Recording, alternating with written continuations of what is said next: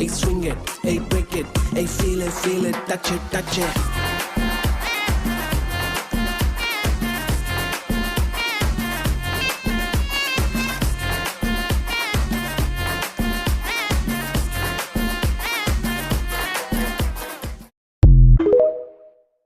அஸ்ஸலாமு அலைக்கும் வரஹ்மத்துல்லாஹி வபரகாத்துஹு.